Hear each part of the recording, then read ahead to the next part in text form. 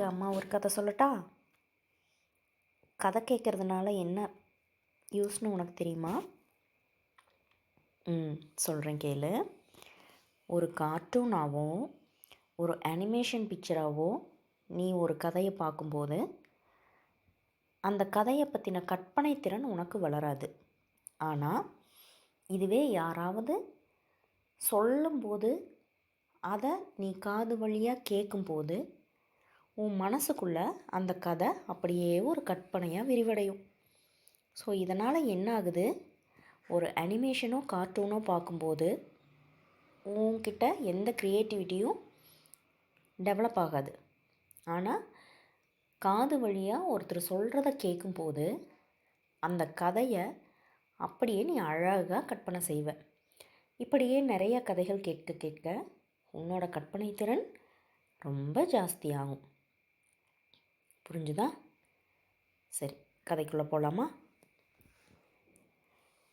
இன்றைக்கி அம்மா சொல்ல போகிற கதை the elves and the shoemaker. The elves and the shoemaker. எல்ஸ்னால் யார்?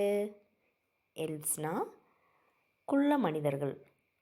அவங்க ஒரு அமானுஷ்ய சக்தி கொண்டவங்க. இந்த கார்பென்ட்ரி ஒர்க்கு அந்த மாதிரியான வேலைகளெல்லாம் ரொம்ப திறம்பட செய்வாங்க. அவங்க கொஞ்சம் குட்டியாக இருப்பாங்க, நம்மளை மாதிரியான ஹைட்டில் இல்லாமல் குட்டி குட்டியாக இருப்பாங்க.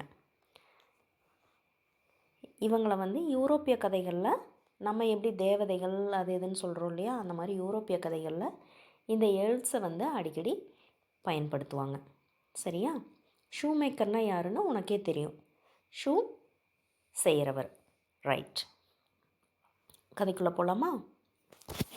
Long ago there lived a shoemaker with his wife in a town.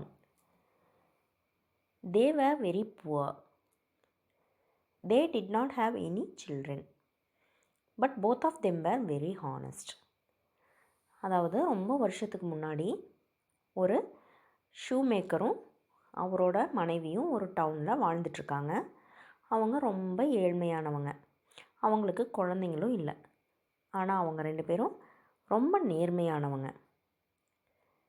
The shoemaker had a small shop.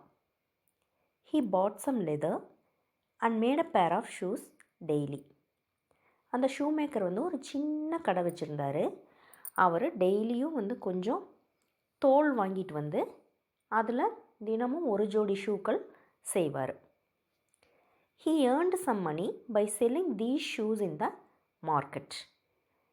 He spent a little money on food. With the rest, he bought leather to make another pair of shoes. அவர் என்ன செய்கிறாரு, இந்த ஷூஸை செஞ்சு அதை மார்க்கெட்டில் விற்று கொஞ்சம் பணம் சம்பாதிக்கிறாரு. அந்த பணத்தில் கொஞ்சோண்டு அமௌண்ட்டுக்கு அன்றைக்கி தேவையான உணவை வாங்கிட்டு மீதி பணத்தில் மறுபடியும் தோல் வாங்கிட்டு அடுத்த ஜோடி ஷூக்களை செய்ய ஆரம்பிப்பார். One day, the shoemaker was not feeling well. He was feeling very tired.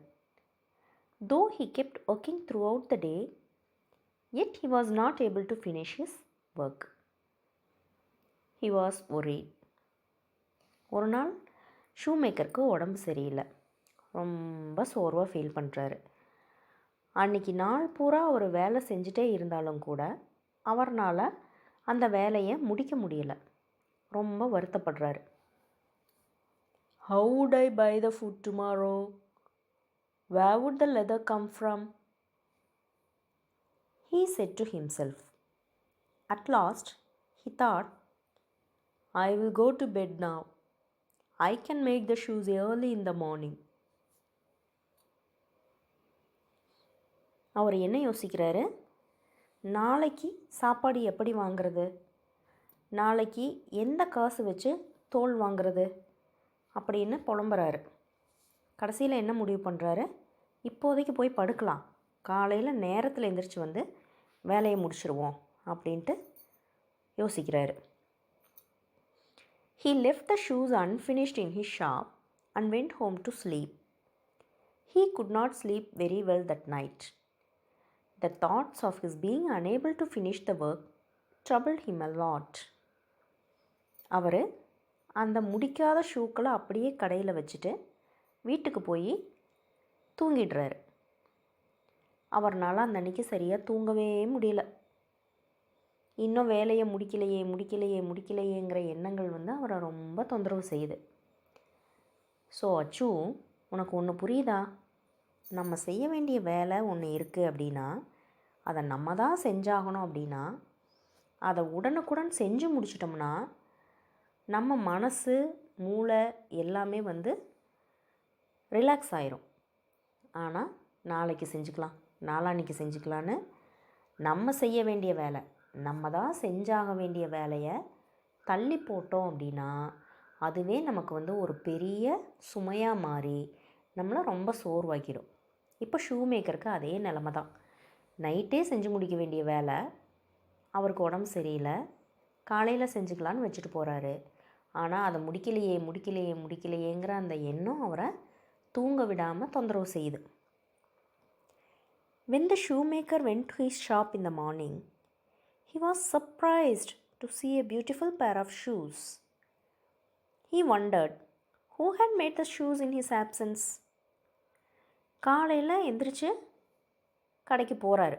போய் பார்த்தா அவருக்கு ஆச்சரியம் தாங்க முடியல. ஏன்னா ஒரு அழகான ஷூ இருக்குது. பேர் ஆஃப் ஷூஸ் முடிஞ்ச நிலமையில் இருக்குது. அவருக்கு ஒன்றுமே புரியல. யாருடா இதை முடிச்சு வச்சாங்க? நம்ம இன்கம்ப்ளீட்டாக தானே வச்சுட்டு போனோம் அப்படின்னு யோசிக்கிறாரு. Did you make those shoes? He asked his wife. No. The wife too looked surprisingly at the shoes. She was at a loss to understand anything. நீ இந்த ஷூஸை செஞ்சியா அப்படின்னு அவரோட மனைவியை பார்த்து கேட்குறாரு. அவங்க இல்லையே அப்படிங்கிறாங்க. அவங்களுக்கு என்ன நடந்ததுன்னே புரிஞ்சுக்க முடியல. The shoemaker got a good price for the pair of shoes that day. He could buy enough leather to make many pair of shoes. He also bought some delicious food for their supper. The shoemaker and his wife were surprised but happy too. அந்த shoe மேக்கருக்கு அன்னைக்கு அந்த pair of ஷூஸ்க்கு நல்ல விலை கிடைக்குது. நார்மலாக கிடைக்கிறத விட அதிகமாகவே கிடைக்குது. ஸோ ஒரு ஜோடி ஷூக்கான லெதரை விட அதிகமான லெதரே வாங்கலாம் அப்படின்னு அவர் ரொம்ப சந்தோஷப்படுறாரு. அது மட்டும் இல்லாமல் எப்பவும் போல் இல்லாமல் கொஞ்சம் சுவையான உணவுகளை அன்றைக்கி நைட் சாப்பிட்றதுக்காக வாங்கிட்டு வராரு. அவர் ஒய்ஃபுக்கும் அவருக்கும் ரொம்ப ஆச்சரியமாக இருந்தாலும் கூட ரொம்ப சந்தோஷமாகவும் இருக்குது. That evening, the shoemaker and his wife cut out 3 pairs of shoes.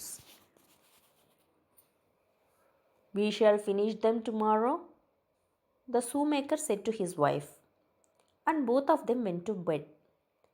They expected to get money from the 3 pairs, enough to last them at least a week. அன்னைக்கு அவருக்கு 3 பேர் ஆஃப் ஷூஸ் செய்கிற அளவுக்கான leather கிடச்சிருக்கு. நாளைக்கு நம்ம முடிச்சிட்டோன்னா அதில் கிடைக்கிற பணத்தை வச்சு ஒரு வாரத்தையாவது ஓட்டிடலாம் அப்படின்னு நினைக்கிறாங்க.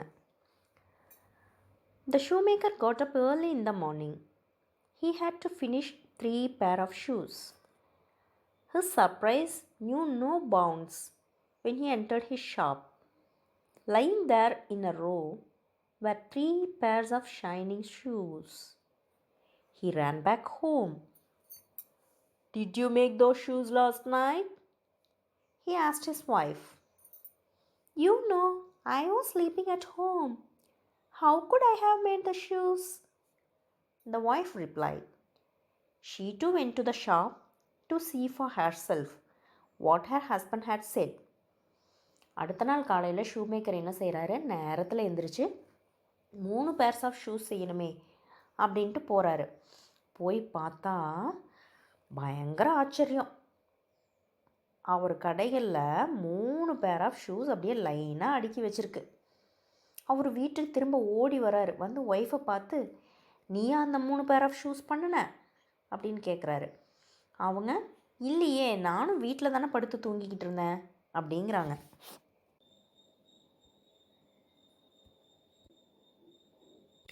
There was a great rush for buying those shoes. The shoemaker got a handsome price for them. This time, he was able to buy enough leather to make several pairs of shoes. But at the same time, the couple wondered who was making the shoes in the night. இப்போது அவரோட ஷூஸை வாங்குறதுக்கு கடையிலலாம் ஒரே கூட்டம். அவரோட ஷூஸ்க்கு சூப்பரான விலை கிடைக்கிது. இந்த டைம் இந்த 3 ஷூஸை விற்றதுக்கப்புறம் அவருக்கு கிடைக்கக்கூடிய நிறையா பணத்தை வச்சு நிறையா பேர் ஆஃப் ஷூஸ் செய்யலாம் போல் இருக்குது. அவ்வளோ அமௌண்ட் கிடைக்கிது. ஆனால் 2 பேருக்கும் ஒரு சந்தேகம். யார் தான் இந்த ஷூஸை நைட் டைமில் வந்து செஞ்சு வைக்கிறாங்க? என்னமோ உனக்கும் அதே சந்தேகம் தானே? சரி, இன்றைக்கி போதும், தூங்கு. நாளைக்கு கதையை நம்ம கண்டினியூ பண்ணுவோம்.